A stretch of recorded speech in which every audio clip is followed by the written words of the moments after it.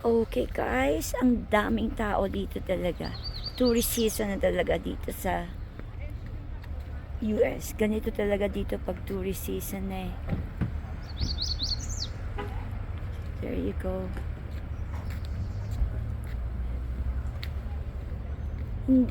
Sobrang init at saka highly elevated dito. So, ayun guys, so, hindi ko nagagawing umakyat papunta sa taas. Masyadong mahirap. Ang init na. Ang dami umaakyat. Pero hindi ako aakyat.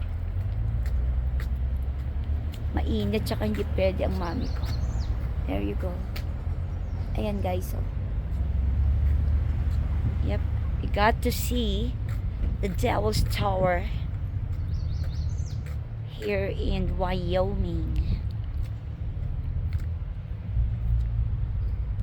There you go guys.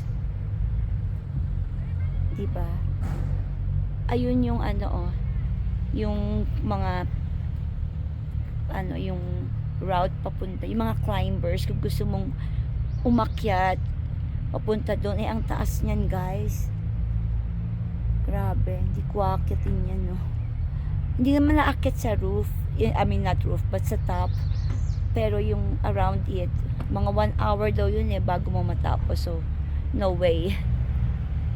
Diba? Okay, I'll see you later guys. Okay, love you all. Okay, bye.